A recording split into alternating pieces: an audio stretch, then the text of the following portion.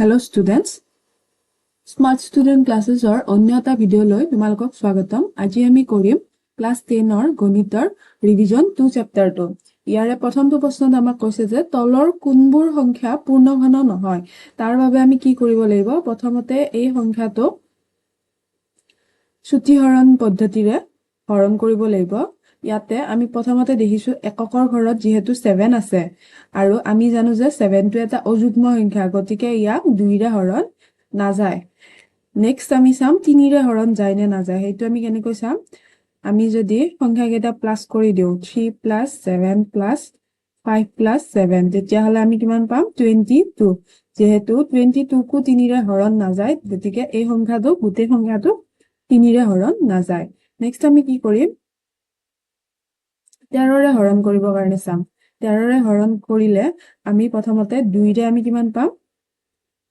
2 ৰে পাম আমি 26, 13 × 2 = 26। এতিয়া আমি দেখিছো প্ৰথম সংখ্যাটো আমাৰ কিমান আছে? 37 আৰু আমি 13 ক 2 ৰে পূৰণ কৰোতে কিমান পালো? 26। গতিকে আমি কি কৰিব লাগিব?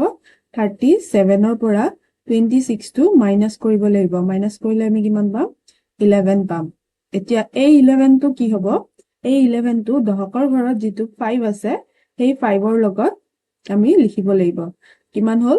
115। এতিয়া 13 ক আমি এনেকুৱা এটা সংখ্যাৰে পূৰণ কৰিম যেটো পূৰণ কৰিলে 115 ৰ ওচৰৰ সংখ্যা এটা আমি পাওঁ। 13 ক যদি আমি 8 ৰে পূৰণ কৰো তেতিয়াহ'লে আমি কিমান পাম? 13 8 × 104। আমাৰ আছিলে সংখ্যাটো 115। এতিয়া 115 ৰ পৰা 104 আমি বিয়োগ কৰিম। বিয়োগ কৰিলে আমি কিমান পাম? 11। এতিয়া এই 11 টো কাৰ লগত হ'ব? এই ইয়াত যে এককৰ ঘৰত যে আছে 7 টো, ইয়াৰ লগত হ'ব 117 হৈ যাব। এতিয়া 13 লগত কি পূৰণ কৰিলে আমি 117 পাম? 13 লগত যদি আমি 9 পূৰণ কৰো তেতিয়াহ'লে আমি কিমান পাম? 117 পাম। গতিকে 13 9 গুণ কিমান হ'ব? 117। এই সংখ্যাটো 13 ৰে হৰণ গৈছে। এতিয়া আমি আগৰ বৰ্গ চেপ্টাৰটোত আমি কি পাইছিলো? 17 পূৰণ 17, 17 স্কোয়াৰ কৰিলে আমি কিমান পাওঁ? 289। গতিকে এইটো আমি কিমান লিখিম? 17 × 17। তোমালোকে যদি বৰ্গৰ নিয়মটো মনত নাই তেতিয়াহ'লে পূৰণ কৰি পেলাইও বা হৰণ কৰি পেলাইও কৰিব পাৰা। 17 1 গুণ 17, 28 ৰ পৰা 17 বিয়োগ কৰিলে কিমান থাকিব? 11। গতিকে এই 11 টো 9 টোৰ লগত আহি যাব। তেতিয়া আমাৰ কিমান হ'ব? 9 টোৰ লগত আহিলে হ'ব 11 119। গতিকে 17 7 গুণ আমি জানো 119। গতিকে এই সংখ্যাটো যদি আমি মৌল সংখ্যাৰ পূৰণফল হিচাপে পাতো তেতিয়াহ'লে আমি কিমান পাতিম? 3757 = 13 × 17 × 17 পাতিম। কাৰণ ইয়াতে আমাৰ কি কি সংখ্যা পাইছো? 13 17 আৰু 17। গতিকে আমি 13 × 17 × 17 পাতিম। এতিয়া আমাক প্ৰশ্নটোত কৈছে যে পূৰ্ণঘন হয় নে নহয়। পূৰ্ণঘনটো আমি কেনেকৈ গম পাম? যদি যিকোনো সংখ্যা এটা তিনিটা হিচাপত থাকে। ইয়াতে 17 কেইটা আমি দেখা পাইছো? দুটা। আৰু 13 কেইটা দেখা পাইছো? এটা। গতিকে ই তিনিটা পূৰণফল হিচাপত নাই। গতিকে 3757 সংখ্যাটো আমাৰ পূৰ্ণঘন নহয় বুলি আমি ক'ব পাৰো। নেক্সট কুৱেশ্যনটোত আছে 3375। এইটোকো আমি আগৰটোৰ নিচিনাকৈ হৰণ কৰিব লাগিব চুটিহৰণ নিয়মেৰে। এতিয়া আমি যদি চাওঁ, এইটো এককৰ ঘৰত 5 আছে, যিহেতু 5 টো অযুগ্ম সংখ্যা, গতিকে ইয়াকো আমি 2 ৰে হৰণ কৰিব নোৱাৰো। 3 ৰে হৰণ কৰিব হলে আমি কেনেকৈ চাওঁ? সংখ্যাকেইটা আমি যোগ কৰি দিওঁ। 3 + 3 + 7 + 5 18 হ'ব। 18 ক আমি জানো যে 3 ৰে হৰণ যায়, গতিকে এই নাম্বাৰটোকো আমাৰ 3 ৰে হৰণ যাব। 3 1 গুণ আমি পালো 3। ইয়াত কোনো ধৰণৰ বাকি নাই। 3 পৰা 3 গলে 0। নেক্সট আমি 3 1 গুণ কিমান পাম? 3। ইয়াতো বাকি নাই। এতিয়া আমি কি কৰিম? 3 2 গুণ কিমান পাম? 6। এতিয়া তোমালোকে দেখিছা 7 ৰ পৰা 6 বিয়োগ কৰিলে 7 ৰ পৰা 6 মাইনাস কৰিলে আমি কিমান পাম? 1। গতিকে এই 1 টো কাৰ লগত আহিব? এই 5 টোৰ লগত আহিব আৰু কিমান হ'ব? 15 হৈ যাব। গতিকে 3 5 গুণ আমি কিমান পালো 15 এতিয়া এই সংখ্যাটো আকৌ 2 ৰে হৰণ নাযায় কাৰণ এককৰ ঘৰত কিমান আছে 5 আছে গতিকে আমি 3 ৰে হৰণ কৰিব চাম 3 ৰে হৰণ কৰিবৰ কাৰণে আকৌ সংখ্যা কেইটা যোগ কৰি দিম 1 + 1 + 2 + 5 আমি কিমান পালো 9 গতিকে 9ক যেহেতু 3 ৰে হৰণ যায় এই সংখ্যাটোকো 3 ৰে হৰণ যাব আমি 3 ৰে হৰণ কৰিবৰ কাৰণে প্ৰথমতে কি কৰিম এই দুটা সংখ্যা লম 1 আৰু 1 11 11ৰ ওচৰৰ 3 ৰে পূৰণ কৰা হৰণ যোৱা সংখ্যা কিমান আছে 9 3 3 গুণ আমি জানো 9 গতিকে 11ৰ পৰা 9 বিয়োগ কৰিলে কিমান থাকিব 2 এই 2টো কাৰ লগত আহিব এই 2টো আহিব দহকৰ ঘৰত থকা 2টোৰ লগত মই তোমালোকক কাষত কৰি দেখুৱাই দিছো ইয়াক যদি আমি 3 ৰে হৰণ কৰো 3 3 গুণ আমি কিমান পালো 9 পালো এতিয়া 11ৰ পৰা 9 বিয়োগ কৰিলে থাকিব 2 এই 2টো এই 2টোৰ লগত আহি যাব কিমান হ'ব 22 3 7 গুণ আমি জানো 21 এতিয়া 21 হলে আমাৰ আছিল 22 আমি 3 7 গুণ পালো 21 বিয়োগ কৰিলে কিমান থাকিব 1 থাকিব এই 1টো এই 5টোৰ লগত আহি যাব কিমান হ'ব 15 এতিয়া 3 5 গুণ 15 আমাৰ 3 ৰে 1125ক হৰণ কৰোতে আমি কিমান পালো 375 নেক্সট আকৌ 2 ৰে হৰণ নাযায় 3 ৰে হৰণ যাব না চাম আমি 3 + 7 + 5 কৰিলে কিমান হ'ব 15 গতিকে 15ক যেহেতু 3 ৰে হৰণ যায় এই সংখ্যাটোকো 375কো 3 ৰে হৰণ যাব 3 ৰে হৰণ কৰিলে আমি কিমান পাম 3 1 গুণ 3 3 2 গুণ 6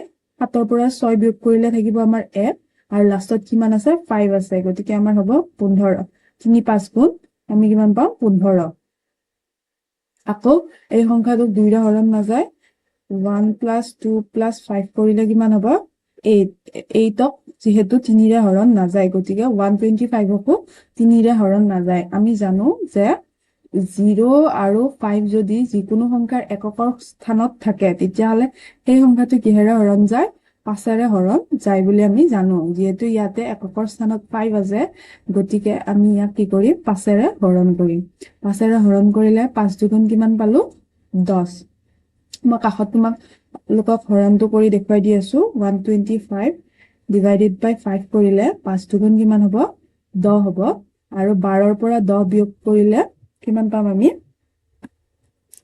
2 পাম এই 2টো কাৰ লগত আহিব এই 5টোৰ লগত আহিব 25 হ'ব আৰু 5 5 গুণ আমি কিমান পাম 25 গতিকে 125ক যদি আমি 5ৰে হৰণ কৰো আমি পাম 25 এতিয়া আমি জানো 5 5 গুণ 25 5ৰে 25ক হৰণ কৰিলে 5 পাৰ যাব এতিয়া এই সংখ্যাটো আমি মৌলিক উৎপাদকৰ পূৰণফল হিচাপে পাতিব লাগিব 3375 3 কেইটা আছে 1 2 3 আৰু 5 কেইটা আছে 1 2 3 গতিকে আমি কিমান পালো 3 into 3 into 3 into 5 into 5 into 5 তোমালোকে দেখিছা এই সংখ্যাটো 3 নাম্বাৰটো তিনিটা আছে পূৰণ হয় আৰু 5 নাম্বাৰটো তিনিটা পূৰণ হৈ আছে গতিকে এই সংখ্যাটো আমি পূৰ্ণঘন হয় বুলি ক'ব পাৰো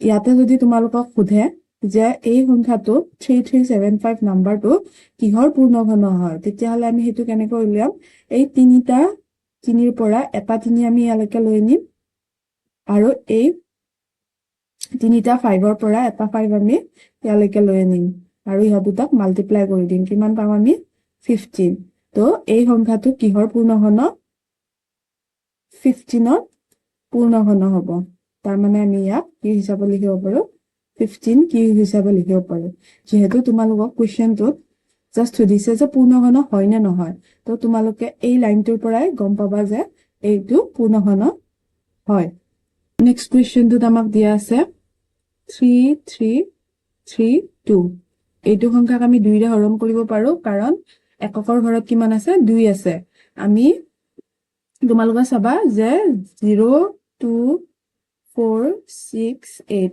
এই সংখ্যা কেইটা যদি এককৰ ঘৰত থাকে যিকোনো সংখ্যাৰ তেতিয়াহলে এই সংখ্যাটো কিহেৰে হৰণ যাব 2 ৰে হৰণ যাব গতিকে ইয়াতে যেহেতু এককৰ ঘৰত 2 আছে গতিকে ইয়াটো আমি 2 ৰে হৰণ যাব আমি কেনেকৈ কৰিম 2 1 গুণ 2 পালো বাকী কিমান থাকিলে 3ৰ পৰা 2 বিয়োগ কৰিলে বাকী থাকিলে 1 এই 1টো আমি এই 3টোৰ লগত বহাই দিম তেতিয়া কিমান হ'ল 13 দে 2 6 গুণ কিমান 12 আমাৰ আছিলে 13 13ৰ পৰা 12 যদি বিয়োগ কৰো তেতিয়াহলে থাকিব 1 এই 1টো এই 3টোৰ লগত আহি গলে কিমান হ'ব 13 এগেইন 2 6 গুণ আমি পাম 12 আমাৰ আছিলে 13 বিয়োগ কৰিলে আমি পাম 1 এই 1টো আকৌ এই সংখ্যাটোৰ ওপৰত বহাই দিয়া এই 2টো ওপৰলৈ লৈ যোৱা কিমান হ'ব 12 2 6 গুণ আমি লিখিব পাৰো 12 এই সংখ্যাটো আকৌ 2ৰে হৰণ যাব কাৰণ মই তোমালোকক আগতে কৈছো যে যিকোনো সংখ্যাৰ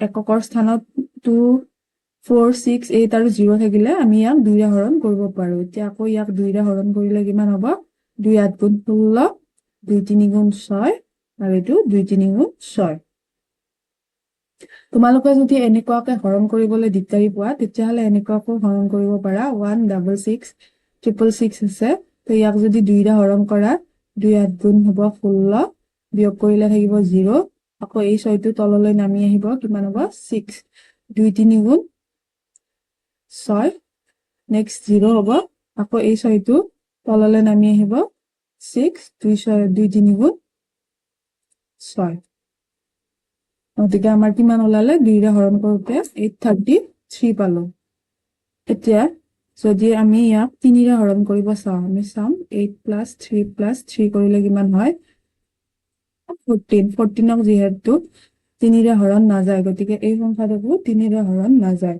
এতিয়া আমি চাম ইয়াক 7ৰে হৰণ কৰিবৰ কাৰণে 833 আমি যদি 7ৰে হৰণ কৰো কিমান পাম 7 1 গুণ 7 8ৰ পৰা 7 বিয়োগ কৰিলে কিমান পাম 1 এই 1টো 3টোৰ লগত বহাই দিয়া 13 হ'ল 13 হলে 7 1 গুণ আমি 7 লিখিব লাগিব 13ৰ পৰা 7 বিয়োগ কৰিলে কিমান পাম 6 এই 6টো এককৰ ঘৰৰ 3টোৰ লগত বহাই দিলে কিমান হ'ব 63 7 9 গুণ 63 তো আমি কিমান পালো 7ৰে 833 হৰণ কৰোতে আমি পালো 119 এতিয়া 7ৰে 7 17 গুণ 119 আমি জানো গতিকে এই সংখ্যাটোক যদি আমি মৌলিক সংখ্যাৰ উৎপাদক হিচাপে পাতো কি পাতিম 3 3 3 2 = 2 * 2 * 7 * 7 * 17 তো তোমালোকে দেখিছা 2 দুটা আছে 7 দুটা আছে আৰু 17 এটা আছে আমাক ইয়াতে পূৰ্ণ ঘন সুধিছে গতিকে তিনিটা হিচাপত জোৰ বান্ধি থাকিলেহে আমি ইয়াক পূৰ্ণ ঘন বুলি ক'ব পাৰো গতিকে এই সংখ্যাটো কি হ'ব পূৰ্ণ ঘন নহয়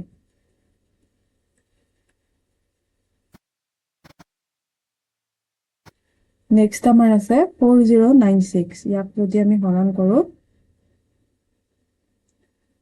হৰণ কৰিলে আমি কিমান পাম 2 2 4 0 আছে 0ক একো সংখ্যাৰে হৰণ নাযায় গতিকে 0টো তললৈ নামি আহিব 2 4 গুণ আমি কি লিখিব পাৰো 8 9ৰ পৰা 8 বিয়োগ কৰিলে থাকিব 1 এই 1টো 6ৰ লগত বহিলে কিমান হ'ব 16 2 8 গুণ 16 নেক্সট আমি ইয়াক আকৌ 2ৰে হৰণ কৰো 2 1 গুণ 2 শূন্য হৰণ নাযায় গতিকে শূন্যটো তললৈ নামি আহিব 2 2 গুণ কিমান হ'ব 4 2 4 গুণ হ'ব 8 আকৌ ইয়াক 2ৰে হৰণ কৰো 2 5 গুণ 10 2 1 গুণ 2 2 2 গুণ 4 2ৰে হৰণ কৰিলে হ'ব 2 2 গুণ 4 ইয়াতে থাকিব মই ইয়াতে 5 1 2 টোক এক্সট্ৰাকৈ হৰণ কৰি দেখাই দি আছো 2ৰে যদি আমি হৰণ কৰো 2 2 গুণ হ'ব 4 তে 5ৰ পৰা 4 বিয়োগ কৰিলে আমি পাম 1 এই 1টো এই 1টোৰ লগত আহিব 11 হ'ল 2 5 গুণ 10 11ৰ পৰা 10 বিয়োগ কৰিলে কিমান হ'ব 1 আকৌ এই 1টো 2টোৰ লগত আহিলে হ'ব 12 2 6 গুণ 12 তো আমাৰ 5 1 টোক যদি 2ৰে হৰণ কৰো তেতিয়াহলে পাম 256 256ক যদি আকৌ 2ৰে হৰণ কৰো তেতিয়াহলে 2 1 গুণ 2 2 2 গুণ 4 2 8 গুণ 16 আকৌ 2ৰে হৰণ কৰা 2 6 গুণ 12 2 4 গুণ 8 আকৌ 2ৰে হৰণ কৰা 2 3 গুণ 6 2 2 গুণ 4 নেক্সট 32 30 ইয়াতে নুজুৰে কাৰণে মই ইফালে দেখাই দিছো 32ক যদি আমি 2ৰে হৰণ কৰো 16 দুগুণ 32 2ৰে 8 দুগুণ 16 2ৰে 4 বাৰ হৈ যাব 2ৰে 2 বাৰ গতিকে আমি এই সংখ্যাটো মৌলিক সংখ্যাৰ উৎপাদক হিচাপে পাতিলে কিমান হ'ব 2 কেইটা আছে এটা 12টা 2 into 2 into 2 2 into 2 into 2 into 2 into 2 into 2 2 into 2 into 2 এতিয়া তোমালোকে দেখিছা এই তিনিটা আৰু ইয়াতে তিনিটা গতিকে 2 12টা আছে তিনিটাকৈ যোগ কৰিলে কেইটা জোৰত আছে 4টা হৈ আছে 4টা জোৰত আছে গতিকে যেহেতু ই তিনিটাকৈ জোৰ বান্ধি আছে আৰু এক্সট্ৰা 2 বাকি লৈ যোৱা নাই ইয়াতো তিনিটা আছে ইয়াতো তিনিটা আছে গতিকে এইটো কি হ'ব পূৰ্ণঘন হ'ব ইয়াতে কোৱেশ্চনটোত কৈছে যে ঘনফল নিৰ্ণয় কৰা 19ৰ যদি আমি ঘনফল নিৰ্ণয় কৰো তেতিয়াহ'লে আমি কি লিখিম 19 কিউব ঘনফল মানে হৈছে কিউব এতিয়া 19 কিউব হলে 19 into 19 কৰিব লাগিব 19 into 19 কৰিলে আমি কিমান পাম 6859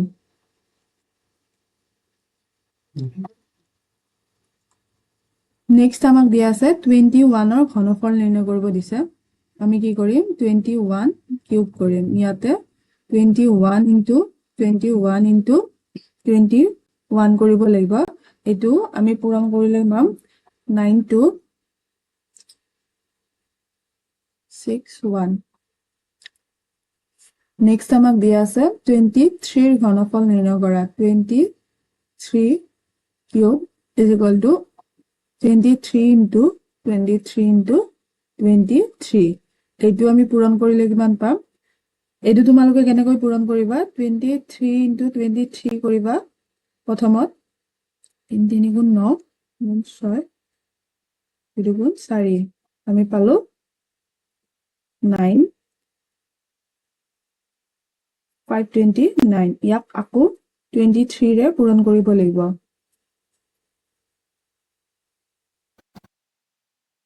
9 3 গুণ 27 বাকি থাকিলে 2 3 গুণ 6 8 গুণ 12 9 গুণ 18 8 থাকিলে 2 গুণ 4 একে 5 5 গুণ 10 আমাৰ এনসাৰটো হ'ব 12167 12167 নেক্সট আমাক দিয়া আছে 27ৰ ঘনফল 27ৰ ঘনফল হলে কিউব কৰিম 27 into 27 এইটো আমি পূৰণ কৰিলে কিমান পাম 19683 যদি তোমালোকে এই পূৰণটো বুজি নোপোৱা তেতিয়াহলে কমেন্ট কৰি জনাবা মই শৰ্ট ভিডিওৰ জৰিয়তে তোমালোকক এই পূৰণ কিউবৰ পূৰণটো বুজাই দিম 3 নম্বৰ কোৱেশ্চনটোত কৈছে যে তলৰ প্ৰতিটো সংখ্যাৰ ঘনৰ একক স্থানৰ অংক কি হ'ব যদি আমি 14ৰ ঘন কৰো তেতিয়াহলে আমি কি কৰিব লাগিব প্ৰথমতে 14 into 14 কৰিব লাগিব 4 4 গুণ 16 16ৰ 6 বহিব বাকি থাকিলে 1 4 1 গুণ 4 1 5 1 গুণ 4 1 গুণ 1 ইয়াতে হ'ব 6 plus 9 plus 1 আকৌ এই সংখ্যাটো আমি আকৌ 14 ৰে পূৰণ কৰিব লাগিব 6 4 গুণ 24 4 হাতে থাকিলে 2 9 4 গুণ 36 38 8 বহিব হাতে থাকিব 3 6 7 আৰু ইয়াতে হ'ব 6 9 এইকেইটা আমি যোগ কৰিলে পাম 4 plus 8 6 14 4 হাতে থাকিব 1 17ৰ 7 2744 এতিয়া আমি যদি চাও ইয়াৰে এককৰ স্থানৰ অংকটো কিমান হৈছে 4 গতিকে আমি ইয়া 14ৰ ঘন কৰিলে ইয়াৰ একক স্থানত কিমান থাকিব 4 থাকিব আমি এই অংকটো গোটেইটো নকৰি আমি এনেকৈ কৰিব পাৰো 14 into 14 কৰিলে আমাৰ থাকিব 4 4 গুণ 16 16ৰ একক স্থানত কিমান আছে 6 আকৌ ইয়াক 14 এৰে ইনটু কৰিলে 6 4 গুণ 24 24ৰ এককৰ ঘৰত কিমান বহিব 4 গতিকে আমি এনেকৈও এনসাৰটো পাব পাৰো নেক্সট নাম্বাৰটো আমাক দিয়া আছে 18 18ৰ ঘন কৰিলে আমি কিমান পাম একক স্থানত 18 into 18 কৰিলে আধাত গুণ 64 64ৰ এককৰ স্থানত হ'ব 4 ইয়াক আকৌ 18 এৰে মাল্টিপ্লাই কৰিলে কিমান হ'ব 8 4 গুণ 32 32ৰ এককৰ স্থানত থাকিব 2 গতিকে ইয়াৰে 18ৰ ঘন কৰিলে একক স্থানত কিমান থাকিব 2 থাকিব 3 নম্বৰটোত দিয়া আছে আমাক 13 13ৰ স্কয়াৰ কৰিলে 3 3 গুণ আমি পাম 9 আকৌ ইয়াক 13ৰে ইনটু কৰিলে 9 3 গুণ 27 27ৰ এককৰ স্থানত থাকিব 7 গতিকে আমি ইয়াৰ 13ৰ ঘন কৰিলে একক স্থানত কিমান থাকিব 7 নেক্সট দিয়া আছে আমাক 27 27 into 27 কৰিলে 7 7 গুণ 49 49ৰ ইয়াতে 9 বহিব আকৌ 27 এৰে ইনটু কৰিলে 7 9 গুণ 63 63ৰ ইয়াতে বহিব 3 গতিকে আমি দেখিলো যে 27ৰ ঘন কৰিলে ইয়াৰে একক স্থানত কিমান থাকিব 3